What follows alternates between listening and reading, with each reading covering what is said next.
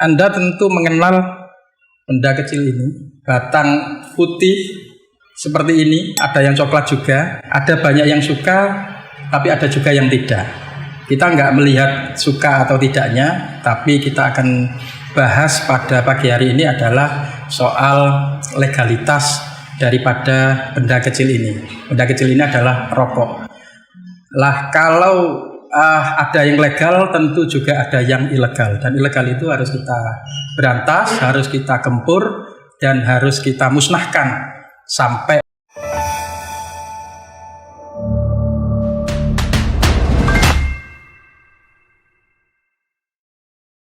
pada pagi atau menjelang siang hari ini hadir beliau-beliau, ada 2 orang yang di studio Warta Bromo ini yang sangat kompeten di bidangnya karena beliaunya ada di Bea Cukai.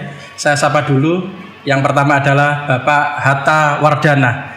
Selamat siang, Pak. Selamat siang, Mas Daya. Iya, Bapak Hatta ini adalah Kepala Bea dan Cukai Pasuruan, dan yang kedua adalah Bapak Sony Wahyu sebagai Kasih Penindakan dan Penyidikan. Beliau ini juga pejabat baru ini. Iya, betul. Ya, sebelumnya Pak Hatta sebelumnya di mana, Pak Hatta? Saya Kasubdit Humas di kantor pusat Bea Cukai Rawamangun, Jakarta ya. Jakarta. Oh, sebelumnya kepala kantor Bea Cukai di Bekasi. Wih, Kasubdit Humas. Wah, makanya kalau ngomong sudah Humas ini berarti interkoneksi dan komunikasinya juga luar biasa ini Pak Hatta ini. Kalau Pak Sony?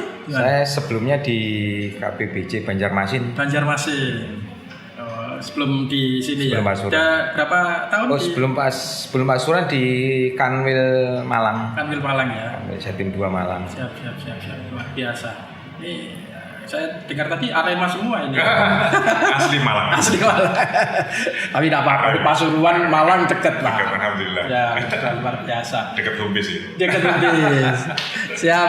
Sebenarnya cukai itu apa sih, Pak? Barang kena cukai itu ya akan dapat dikenakan cukai apabila memenuhi salah satu dari 4 karakteristik. Apa itu, Pak? Ya, ada 1. Ya. Konsumsinya perlu dikendalikan. Oke. Ya. Kemudian yang kedua adalah peredarannya perlu diawasi. Oke. Ya. Kemudian pemakaiannya itu dapat menimbulkan dampak negatif bagi masyarakat atau lingkungan hidup. Betul. Ya, dan satu lagi adalah pemakaiannya itu perlu pembebanan pungutan negara ya demi keadilan dan keseimbangan. Ini bisa kita contohkan gini, Mas. Yeah. Jadi tadi itu rokok tadi yang dicontohkan oleh Mas Daya tadi itu ya. Itu kenapa dikenakan cukai? Kan gitu ya. Karena konsumsinya perlu dikendalikan. Ya, akibat kalau dipakainya itu tidak diatur itu efeknya adalah bisa menimbulkan dampak negatif bagi kesehatan orang yang mengkonsumsinya ataupun yang di sekitarnya. Kan ada perokok pasif juga itu. Itu kan harus dikendalikan konsumsinya. Nah, dan kemudian contoh lagi barang kena cukai itu kan nanti bisa tidak hanya rokok ya. Ada juga orang taunya minuman keras. Oh, miras ya? Ya, miras. Kalau dalam istilah kami itu adalah minuman mengandung etil alkohol atau MMA. Ya.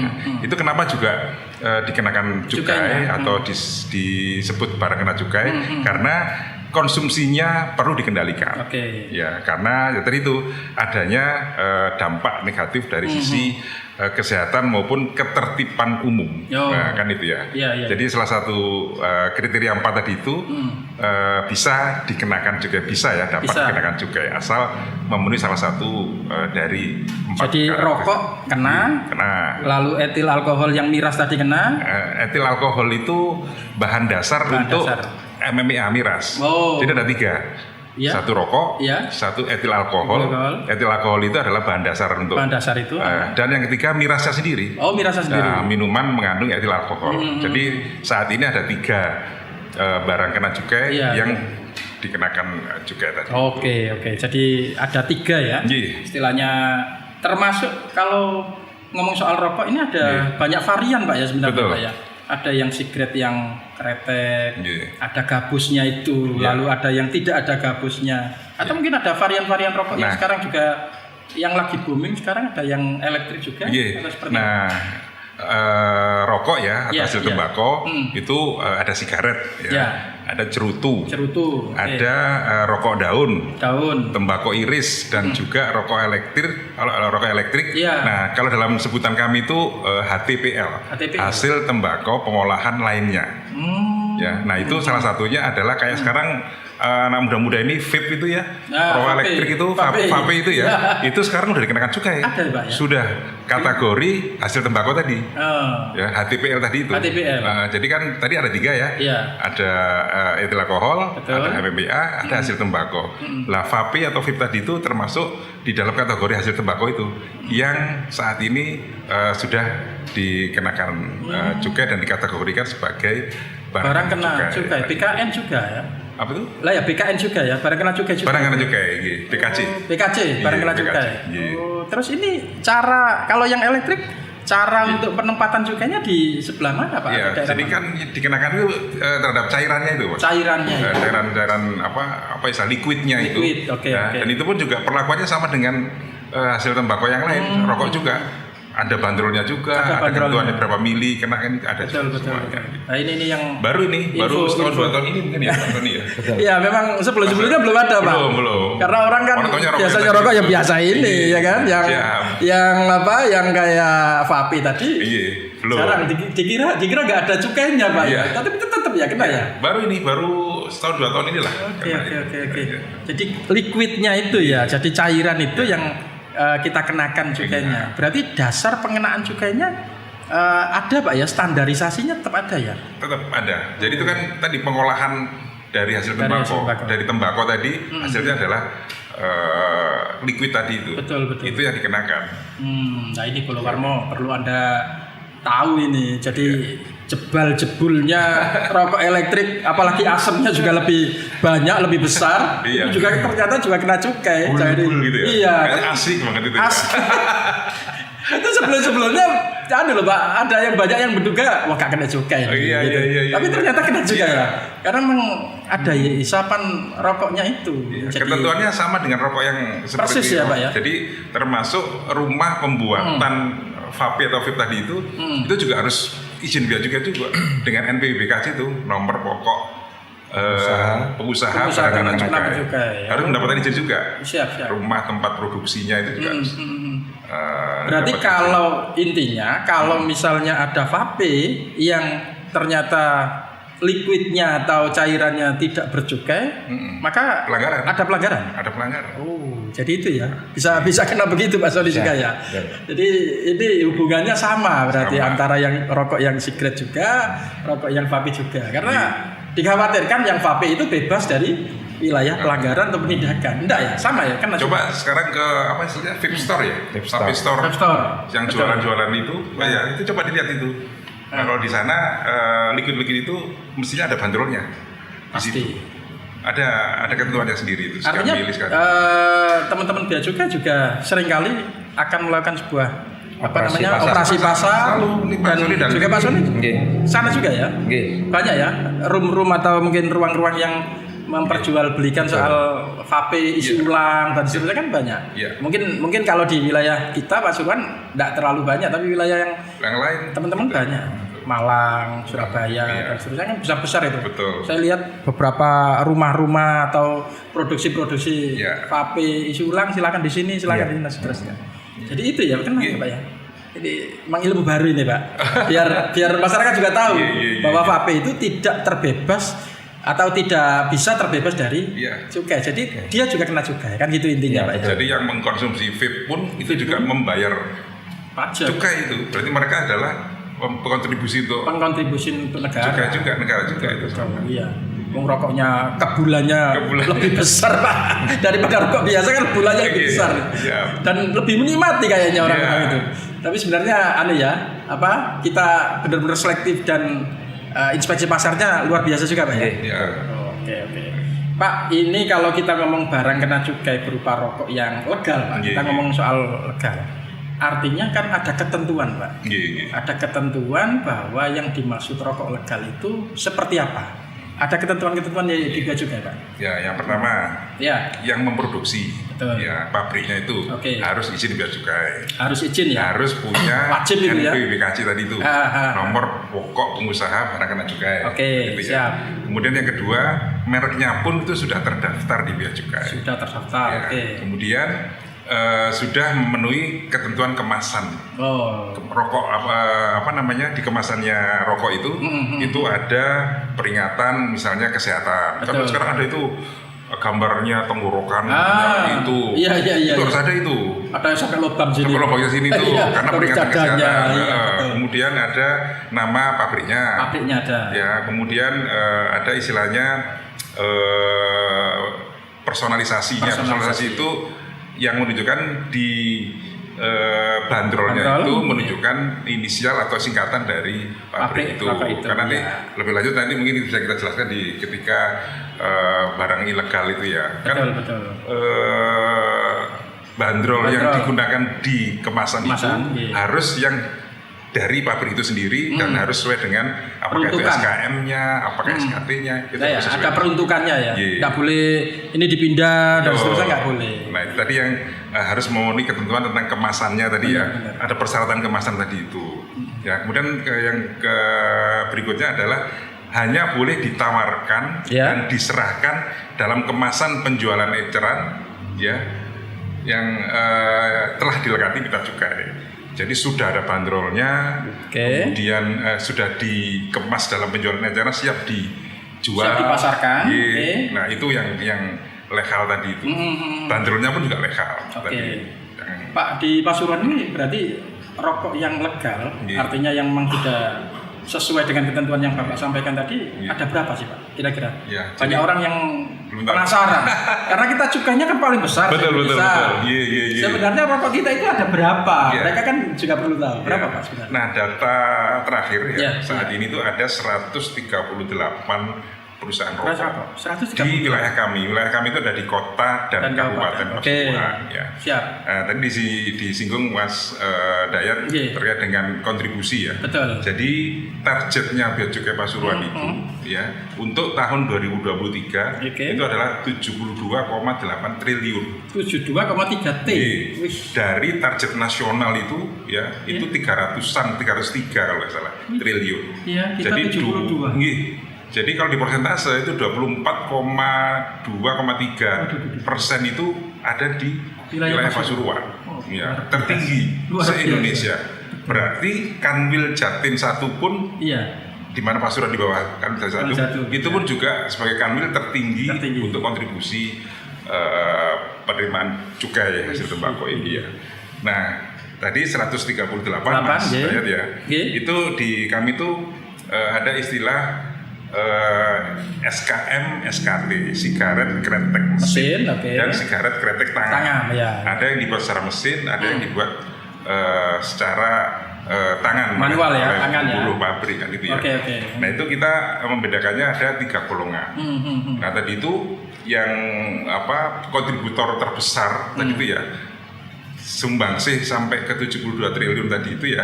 Itu kami ada 4 pabrik besar, PR besar. Masuk golongan 1 Pak ya? Golongan 1. 1 gudang garam. Ya gudang garam SKM di sini pakai mesin yang di sini ya. Kemudian yang kedua adalah Sampurna. AM Sampurna ya. Kemudian yang ketiga masih Sampurna juga yaitu Sampurna Indonesia 9. Sampurna Indonesia 9.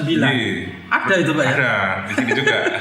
Nah itu produksi rokok SKM juga. Dan satu lagi adalah TSPM Trisakti Purwasari Makmur. Jadi 4 PR besar golongan 1 ini itu kontributor terbesar untuk pencapaian target. Luar biasa. Nah ada golongan 2, ada golongan 3. Apa yang membedakan kan gitu ya? Pertanyaan begitu ya Mas Dayat. Yang bedakan antara golongan 1, 2, 3. Kalau golongan 1 ya untuk SKM itu yang produksinya per tahun yaitu adalah di atas 3 miliar. Di atas 3 miliar. Batang. Ya itu setahun. Itu makanya digolongkan ke golongan 1. Nah, di bawah 3 miliar itu untuk SKM itu golongan 2. Ya. Nah, kemudian SKT yang diproduksi bayangan ya, itu golongan 1 itu adalah yang produksinya per tahun itu di atas 2 miliar untuk yang tangan, masuk golongan 1. Golongan 2 itu adalah dengan produksi per tahunnya itu 500 juta batang sampai dengan 2 miliar batang tadi. Itu yang SKT. Di bawah 500 juta itu golongan 3. Ya, jadi dari 138 tadi itu ada 4 PR yang golongan 1 yang tadi saya sebutkan, sisanya adalah di golongan 2 dan golongan 3. Iya. PR yang dimaksudkan Pak Hatta ini bukan perusahaan rokok, bukan perusahaan rumah ini. Jadi perusahaan rokok, wih besar. Jadi Sampurna saja 2 ya. Iya. Jadi HM Sampurna sama Sampurna Indonesia 9. Sampurna Indonesia 9. Ini banyak yang belum tahu ini masyarakat ini. Golongan 1 tuh. Masuk golongan 1 luar biasa. Setelah itu Garam sama Trisakti Purwosari. Ini dari kemarin masih masuk golongan 1. Yang KBM masuk golongan 2 ya berarti ya. Yang KDB Karya Dibra golongan 2. Ya. Dulu pernah golongan 1 ini. Pernah golongan. Baru.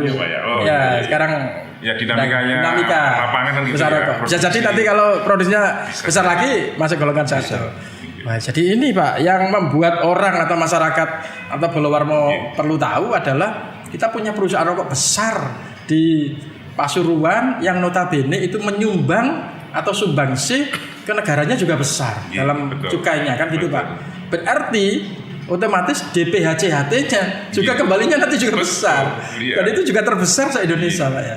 Nah, ini tinggal pengelolaan di tingkatan Pemdanya nanti. Nah, kalau boleh saya sampaikan sedikit terkait dengan kontributor tadi itu ya. Untuk gudang garam. Ya, gudang garam itu kan orang taunya gudang garam Kediri gitu. Betul, Pak. Bukan di sini gitu ya. Banyak yang di Kediri itu lebih banyak SKT. Lebih banyak SKT-nya. Kretek tangan. Kalau di tempat kita SKM. Dan kontribusi terbesar gudang garam untuk tahun lalu Mas Gayat, yaitu untuk gudang garam saja itu 35 triliun. Wih. Kemudian untuk Sampurna ada 22 triliun Mas. Wih. Nah ini dua besar golongan 1 ini yang kita bisa sampaikan penyangga ya Pak ya. Penyangga terbesar juga ini di Pasuruan ini dan penyangga nasional juga ini. Iya ini 2 ini aja sudah 35 sampai 57 Pak. Iya. Luar biasa ini hampir daripada dari 72 sekian tadi. Ya ini investasi yang mahal Pak, harus dijaga. Jadi Kabupaten Pasuruan punya investasi mahal, harus dijaga, dirawat dan jangan sampai terbengkalai. Kan gitu Pak. Nah, rokok ilegal ini kan luar biasa. Ini nanti tugasnya Pak Sony juga ini karena di wilayah penindakan, penyidikan dan penindakan. Rokok ilegal itu sebenarnya kalau tadi kan jenengan bilang rokok legal itu jelas Pak.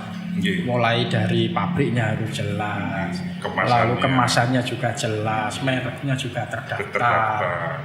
Bahkan cukainya juga kan gitu, harus sesuai dengan peruntukannya. Kalau ilegal atau tidak resmi itu kira-kira seperti apa Pak? Ya berarti kebalikannya. Kebalikannya berarti tidak memenuhi ketentuan peraturan perundang-undangan kan gitu ya. Siap. Ya, jadi apakah itu produk dalam negeri ataupun luar negeri ya kalau ketentuan undang-undangannya itu tidak sesuai ya berarti itu rokok ilegal. Di luar negeri pun banyak Pak yang masuk ke sini juga impor ada. Yang tidak sesuai. Dan pernah kita lakukan penindakan juga terutama di daerah Sumatera ya Pak. Jadi daerah dari sana kan mungkin berbatasan dengan Singapura, Malaysia. Selat Malaka. Di sana itu mungkin lebih ke arah sana peruntukannya. Dan beberapa kan dilakukan penindakan juga oleh teman-teman dari P2 Pusat, dari kantor-kantor pelayanan yang di pesisir Sumatera. Penyelundupannya gampang. Iya. Melalui laut, melalui udara. Kan sekarang tergantung dari konsumennya kan. Betul. Kalau marketingnya kenceng, dia nggak tahu itu domestik atau impor, apalagi murah. Benar. Impor murah, impor murah bisa, seneng gitu ya. Jadi masyarakat nggak paham atau mungkin sengaja pura-pura nggak tahu gitu misalnya, wis pokoknya murah ya tak beli. Betul. Kan gitu loh. Daripada aku beli tapi mahal, rasanya juga belum tentu enak, kan kadang-kadang gitu. Nah, ini yang juga harus dilakukan sebuah edukasi Pak.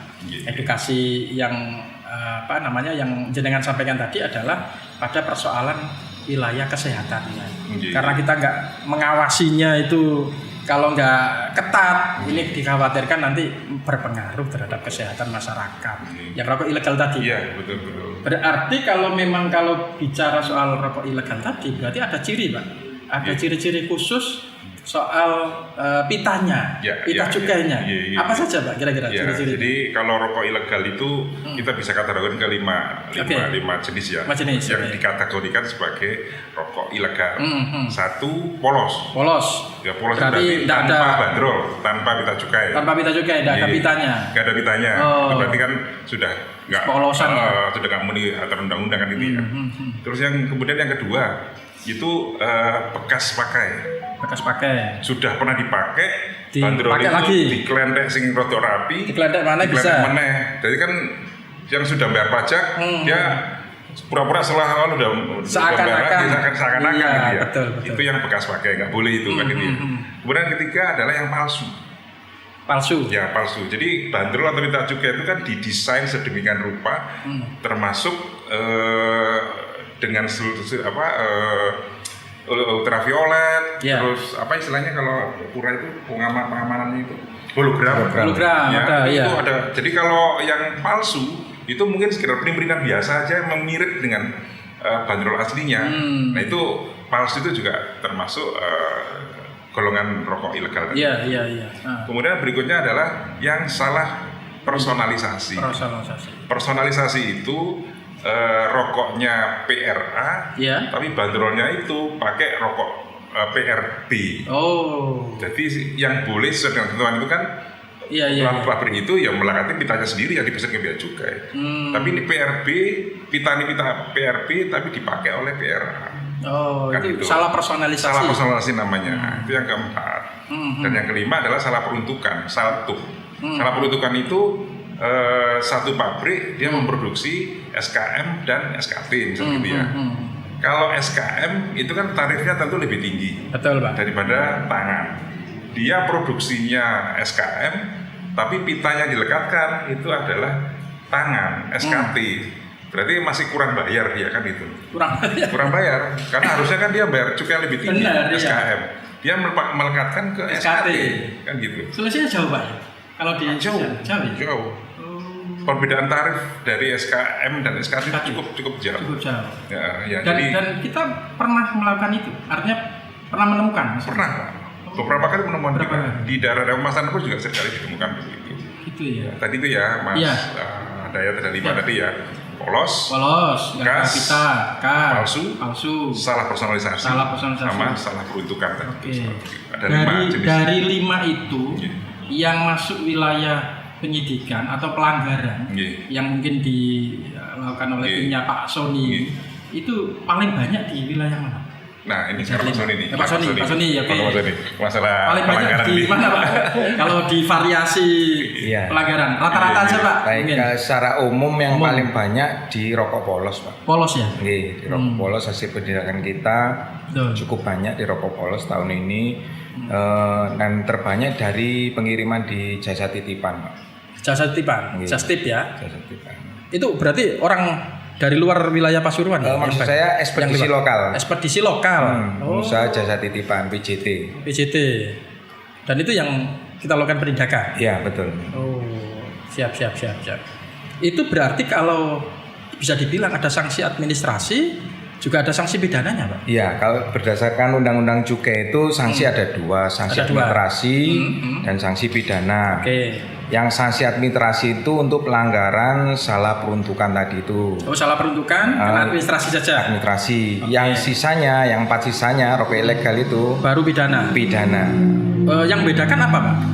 Peruntukan itu harus administrasi, tidak dipidana. Yang bedakan. Pasal yang di undang-undang menyatakan seperti itu, yang untuk pelanggaran saltuk itu pelanggaran administrasi, sehingga sanksinya sanksi administrasi denda aja. Sedang 4 yang lainnya karena pelanggaran pidana, berarti sanksinya penjara. Itu. Dan kita ini kan seringkali harus kita sesuai dengan tema kita, harus berantas rokok ilegal sampai ke akarnya. Kita sudah melakukan upaya itu sampai ke akarnya nggak? Ya, dapat kami sampaikan di tahun ini kami ada penindakan yang dilanjutkan ke penyidikan ada 5 berkas. Ada 5 berkas Pak ya? 5 perkara sudah, 4 perkara sudah ada putusan pengadilan. Ada, rata-rata 1,5 sampai 2 tahun putusan pengadilan. Kemudian yang 1 sudah selesai kami serah terimakan ke Kejaksaan Kabupaten Pasuruan. Yang satunya? Yang 1 yang terakhir. Yang kelima. Jadi belum ke pengadilan ya? Belum ke pengadilan. Jadi masih di wilayah penyidikan kejaksaan. Betul. Oke. Jadi kan Bolowarmo ini Pak, banyak yang belum tahu. Artinya jenengan gempur rokok ilegal, ada tersangkanya, tapi mereka nggak tahu sampai ke wilayah mana. Nah, padahal jenengan sudah berupaya bahwa ini tetap dibawa ke ranah kejaksaan sampai ke pengadilan. Buktinya tadi dari 5 itu 4 sudah inkrah, 1-nya sudah masuk ke kejaksaan. Berarti nggak ada upaya main mata Pak ya? Iya. Jadi benar-benar. Bisa saya tambahkan? Ya, tambahkan Pak. Gimana Pak? Jadi filosofi administrasi dan pidana tadi itu. Iya. Kenapa administrasi? Ya saltuk tadi itu. Sebenarnya perusahaan udah bayar tuh. Sudah bayar. Bandrol dengan SKT tadi. Yang seharusnya SKM. Ya itu tinggal dia nambahin ukuran bayar tadi. Kan yang itu. Personalisasi Pak. Yang salah peruntukan. Salah peruntukan. Ya. Administrasinya ya. Dan ada denda minimal 2 kali sampai 10 kali nilai cukai. Konsekuensinya ada denda tadi. Nah pidana tadi lolos, nggak bayar sama sekali, bekas, palsu, termasuk memakai punya orang. Nah itu sudah ada unsur kesengajaannya. Itu makanya pidana tadi itu. Betul. Dan jenengan memang tidak main-main ya. Kalau sudah masuk pidana, lanjut ya. Tidak ada upaya main mata atau apa ini. Pokoknya semua harus kita lakukan itu. Ya karena di undang-undang belum begitu. Ya. Harus kita proses seperti ini. Siap. Pak Sony, kira-kira modus perdagangan yang rokok ilegal ini seperti apa sih Pak? Yang banyak yang dilakukan oleh para. Bisa kami sampaikan sejak COVID itu perdagangan banyak dilakukan di marketplace, jual online maksudnya. Jual online, betul. Baik di marketplace maupun di medsos. Nah, karena penjualan di marketplace maupun medsos sehingga pengirimannya melalui ekspedisi, pengusaha jasa titipan. Betul. Nah, berikutnya juga kantor pos juga rupanya meskipun punya pemerintah juga digunakan untuk mengirim rokok ilegal. Ada ya itu ya. Kemudian pengiriman melalui titipan travel terus bis antar kota antar provinsi. Kemudian yang terakhir seringkali kami lakukan penindakan sehingga diarah ke penyidikan yaitu dibawa sendiri pakai mobil sendiri, mobil pribadi mobil plat hitam dalam itu modusnya seperti itu. Lah kita bisa tahunya modus-modus itu sampai ke wilayah-wilayah penyelidikan dan seterusnya. Itu kalau yang dari bantuan informasi masyarakat juga tinggi. Betul kalau yang dari banyak informasi masuk ke kami Pak. Salah satunya kerjasama dengan Pemda. Ada istilah sirolek di sana dengan memanfaatkan DPJHT. Kemudian informasi atau laporan pengaduan dari masyarakat juga ada. Kemudian kami juga punya tim cyber crawling. Jadi cyber crawling. Yaitu untuk memantau pergerakan penjualan rokok ilegal di dunia maya, di medsos maupun di ekspedisi. Pakai itu ada tim ya? Ada timnya sendiri. Analis. Jadi memang komplit ya. Jadi jangan sampai ada celah rokok ilegal sebenarnya. Betul. Tapi yang namanya usaha. Mereka ini kan lebih pintar kadang-kadang. Kita udah berusaha pakai teknologi. Mereka lebih agak gitu. Pinter maling gitu. Ya ini makanya harus kita berupaya semaksimal mungkin bagaimana untuk bisa melakukan upaya-upaya yang lebih teratur, lebih bagus ya. Tapi bahwa mereka melakukan unsur kesengajaan yang di luar salah peruntukan tadi Pak, itu memang harus ada penindakan. Intinya kan seperti itu. Jangan sampai kita lengah. Jangan sampai kita dianggap tidak punya nyali untuk melakukan upaya penindakan itu. Pak, kalau kita bicara soal gempur rokok ilegal, sebenarnya upaya yang sudah dilakukan oleh Bea Cukai sendiri sampai seberapa Pak? Kalau kita lihat atau teman-teman di tingkatan media kan seringkali diundang itu untuk gempur atau pengusahaan rokok ilegal. Tapi sebenarnya upaya yang lain yang sudah dilakukan oleh Bea Cukai ya. Jadi mungkin yang pertama terkait dengan apa yang disampaikan Mas Dayat sebelumnya tadi, sosialisasi berarti pemahaman, edukasi kepada masyarakat ya. Dan termasuk tadi jenis-jenis rokok ilegal itu seperti apa, bahayanya seperti apa, modus penyebaran seperti apa, dan gitu ya. Dan yang penting adalah dampak negatif bagi masyarakat itu yang harus kita sampaikan secara terus-menerus. Nah itu sosialisasi itu bisa dalam bentuk tatap muka, kemudian dalam bentuk baliho, cetak maupun elektronik kan gitu ya. Dan selama ini mungkin kalau dihitung jumlahnya bisa jadi hampir tiap hari kita sosialisasi karena tadi tuh DPCHT tadi tuh, Iya, ada DPCHT-nya. DPCHT yang dikelola oleh Pemkab, ya. Jadi kami berkoordinasi dengan Pemkab untuk sosialisasi ke berbagai daerah, berbagai penjuru di kabupaten maupun kota Pasuruan. Iya, Pak. Dan tadi itu sinergi, ya, harus sinergi dengan pemerintah daerah dan juga APH, aparat penegak hukum lainnya. Kita bersinergi untuk ayo kita sama-sama memberantas rokok ilegal ini dan melibatkan masyarakat. Nah, pelibatan masyarakatnya seberapa, Pak? Tadi disampaikan oleh Pak Sony juga banyak informasi masuk ini ke Tenun P2 ini. Nah itu diantaranya juga kita perlu partisipasi masyarakat. Misalnya Mas Dayat lagi jalan-jalan ke alun-alun Bangil, di situ ada jualan orang eceran itu itu ada bandrolnya. Nah, mohon diinfokan pada kami, kami analisis nanti. Nanti ada saluran bagaimana bisa menghubungi kami ke kantor, bisa lewat online juga nanti akan kami sebutkan mana yang bisa kontak yang bisa dihubungi. Dan juga gembur ilegal itu kan program dari pimpinan kita di pusat. Jadi upaya tadi itu melaksanakan operasi secara serentak di seluruh Indonesia. Jadi kita melibatkan semua, tidak hanya sendiri, tapi juga dengan APH, aparat penegak hukum lainnya itu, dan juga partisipasi masyarakat tadi itu. Jadi tidak sendiri Bea Cukai, tapi juga perlu kerjasama dengan yang lain, gitu, masyarakat maupun APH. Dan berikutnya mungkin terkait dengan yang baru-baru ini dilaksanakan ya Pak Sony ya, musnah minggu kemarin ya. Pak Sony tambahan Pak Sony. Mungkin bisa kami tambahkan bahwa di tingkat pusat sudah ada MOU Pak dengan instansi penegak hukum lainnya, dengan TNI Polri, kemudian dengan Kejaksaan Agung dalam rangka penegakan hukumnya tentu. Selain itu juga sebagai bukti bahwa kami melakukan penindakan, hasil penindakan kita lakukan pemusnahan yang dilakukan terakhir 31 Oktober kemarin. Yang kemarin itu. Jadi ada MOU ya, memang ya? Sudah ada MOU dari Bea Cukai dengan APH.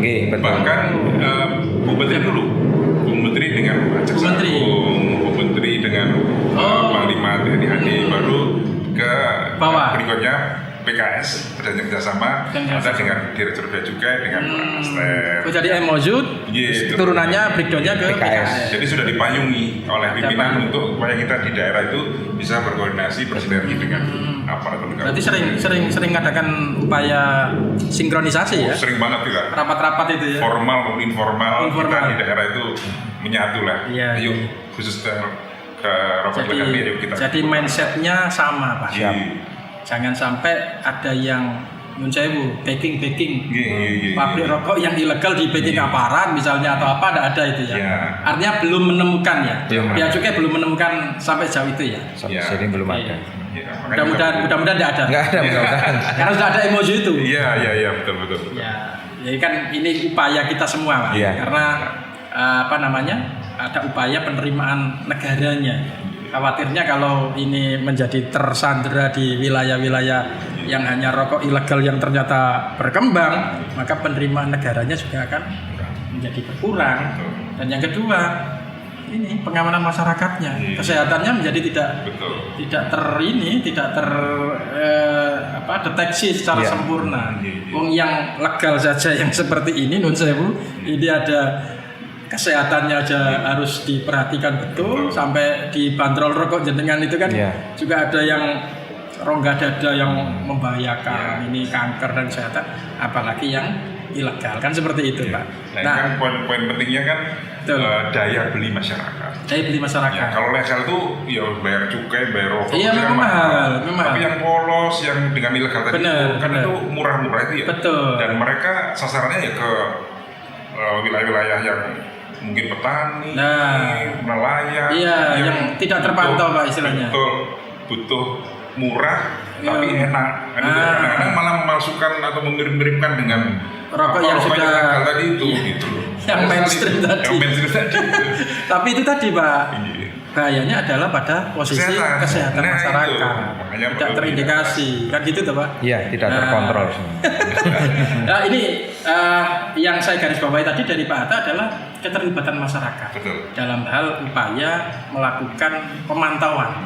Masyarakat juga diajak untuk melakukan pemantauan. Kalau ada rokok ilegal, tolong hubungi ke kami. Betul. Nah, kalau hubungi ke Bea Cukai, hubungi kemana Pak biasanya? Jadi tadi ya bisa langsung datang ke kantor kami ya. Bisa langsung datang di mana Pak? PIR ya. PIR. Di lokasi PIR. PIR ya, lokasi PIR Rembang ya.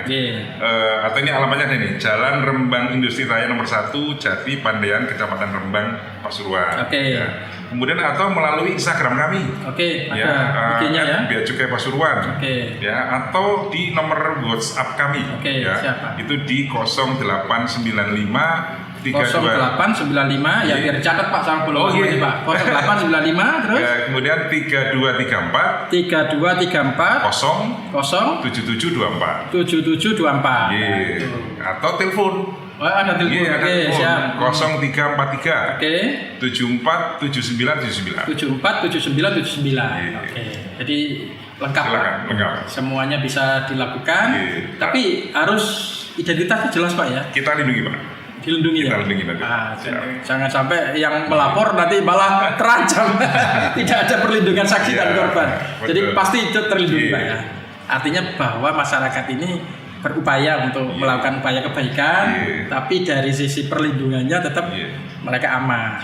Mereka tidak merasa terancam. Karena yang menurut saya mafia rokok ilegal ini juga luar biasa Pak. Berupaya untuk melakukan keuntungan pribadi yang lebih maksimal, tapi itu tadi melanggar ketentuan negara. Makanya tim analisnya Pak Sony harus kuat ini. Nah, ada berapa Pak Sony timnya ini? Anggota total 15 orang. Setiap hari memantau pergerakan. Termasuk di 24 jam. Saya tidur kantor. Nggak pulang ke rumah. Iya benar Pak. Sabtu Minggu juga ada posnya. Ada bos. Sampai segitunya Pak ya. Ya kan pelanggar itu tidak mengenal waktu itu. Benar. Sabtu malam jam 2 jam 3. Kemarin kalau tidak ada pendidikan juga Pak. Ada sore kemarin. Saya ngelihat barang buktinya sama mobilnya itu. Betul. Ada pengiriman dari Madura arah Banyuwangi. Nah itu lewat di tol lewat tol wilayah kita tadi itu. Jadi datangnya dari luar Pasuruan, kita dilewatin. Tujuannya keluar Pasuruan, diamankan oleh anggota KPP 2 Pak Sony di sini. Timnya jenengan punya sinyal gitu dah. Ini ono ilegal itu. Terus nanti ada misalnya analisa tadi. Pakai tools juga, pakai informasi, pakai intelijen juga, kemudian crawling tadi. Crawling ya. Oke. Berarti benar-benar tidak ada ruang ya bagi mereka yang optimalkan ya. Mudah-mudahan Pak, upaya jenengan bisa melakukan upaya pemberantasan rokok ilegal ini sehingga legalitas bagi mereka yang rokok legal merasa aman Pak. Artinya mereka juga aku legal niat bangun negara, niat bangun masyarakat masih ternyata direcoki oleh yang ilegal. Tapi mudah-mudahan ini menjadi guna dan ada manfaatnya. Ya, ini Pak Hatta dan Pak Sony ini luar biasa menjelaskan Bolo Warmo ke kita semuanya. Terima kasih. Sampai jumpa di lain kesempatan. Wabillahi taufiq wal hidayah. Wassalamualaikum warahmatullahi wabarakatuh. Waalaikumsalam warahmatullahi wabarakatuh.